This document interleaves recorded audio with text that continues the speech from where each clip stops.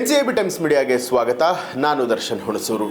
ಬೆಂಗಳೂರು ಕಾಲ್ತುಳಿತ ಈ ಒಂದು ಸಂಭ್ರಮಾಚರಣೆಗೆ ಕರೆಯನ್ನ ಕೊಟ್ಟಿದ್ದೆ ರಾಜ್ಯ ಸರ್ಕಾರ. ಹೈಕೋರ್ಟ್ಗೆ KSCA ರಿಟ್ ಅರ್ಜಿಯನ್ನು ಸಲ್ಲಿಸಿರುವಂಥದ್ದು.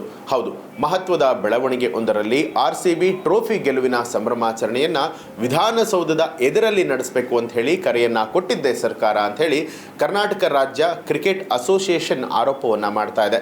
ಅಷ್ಟೇ ಅಲ್ಲದೆ ಕರ್ನಾಟಕ ಹೈಕೋರ್ಟ್ಗೆ ರಿಟ್ ಅರ್ಜಿಯನ್ನು ಕೂಡ ಸಲ್ಲಿಸಿರುವಂಥದ್ದು.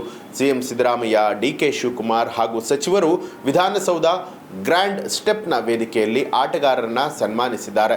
ಸರ್ಕಾರ ಸಚಿವರ ಮೇಲಿನ ಜನರ ಆಕ್ರೋಶದ ಹಾದಿಯನ್ನು ತಪ್ಪಿಸೋದಕ್ಕೆ FIR ದಾಖಲಿಸಲಾಗಿದೆ ಅಂತೇಳಿ ರಿಟ್ ಅರ್ಜಿಯಲ್ಲಿ KSCA ಉಲ್ಲೇಖವನ್ನ ಮಾಡಿದೆ.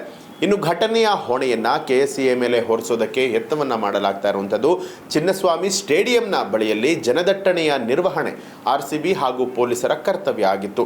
ಕರ್ನಾಟಕದ ಕ್ರಿಕೆಟ್ ನಿಯಂತ್ರಣವಷ್ಟೇ KSCA ಜವಾಬ್ದಾರಿ ಅಂತ ಹೇಳಿ ಆದರೆ ಈಗ ಸಂಸ್ಥೆ ಹೇಳ್ಕೊಳ್ತಾ ಇರುವಂಥದ್ದು.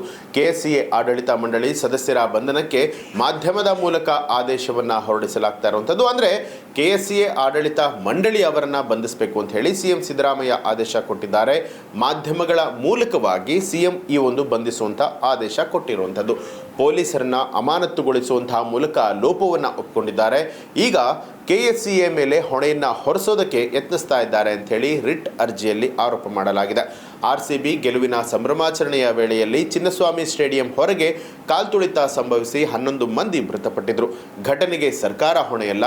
ಚಿನ್ನಸ್ವಾಮಿ ಸ್ಟೇಡಿಯಂ ಹೊರಗಡೆ ನಡೆದಂತಹ ದುರಂತಕ್ಕೆ ಕರ್ನಾಟಕ ರಾಜ್ಯ ಕ್ರಿಕೆಟ್ ಅಸೋಸಿಯೇಷನ್ ಹೊಣೆ ಅಂತ ಹೇಳಿ ಮುಖ್ಯಮಂತ್ರಿ ಸಿದ್ದರಾಮಯ್ಯ ಘಟನೆ ನಡೆದ ದಿನವೇ ಸಂಜೆ ಪತ್ರಿಕಾಗೋಷ್ಠಿಯನ್ನು ಆಯೋಜನೆ ಮಾಡಿ ಆರೋಪವನ್ನು ಮಾಡಿದರು. ಇದಾದ ಬಳಿಕ ಘಟನೆಯ ಸಂಬಂಧ ಯಾವುದೇ FIRಗಳು ದಾಖಲಾಗಿರಲಿಲ್ಲ. 11 ಅಸಹಜ ಸಾವು ಪ್ರಕರಣಗಳನ್ನು ಅಷ್ಟೇ ದಾಖಲು ಮಾಡಲಾಗಿತ್ತು. ನಂತರ ಜನಾಕ್ರೋಶ ಹೆಚ್ಚಾಗ್ತಿದ್ದ ಹಾಗೆ ಮತ್ತು ಪ್ರತಿಪಕ್ಷಗಳಿಂದ ತೀವ್ರ ಒತ್ತಡ ಎದುರಾಗ್ತಿದ್ದ ಹಾಗೆ RCB ಆಡಳಿತ ಮಂಡಳಿಯ ವಿರುದ್ಧ FIR ಅನ್ನು ದಾಖಲು ಮಾಡಲಾಯಿತು. ಘಟನೆ RCB ಮಾರ್ಕೆಟಿಂಗ್ ಮುಖ್ಯಸ್ಥ ನಿಖಿಲ್ ಸೋಸಲೆ ಸೇರಿದ ಹಾಗೆ 4 ಬಂಧನಕ್ಕೆ ಒಳಪಡಿಸಲಾಗಿದೆ. ಈ ಒಂದು ಪ್ರಕರಣ ಇನ್ನು ಎಲ್ಲಿಗೆ ಹೋಗಿ ತಲುಪುತ್ತೆ ಅನ್ನುವಂಥದ್ದು ನಮಗೂ ಕೂಡ ಗೊತ್ತಿಲ್ಲ.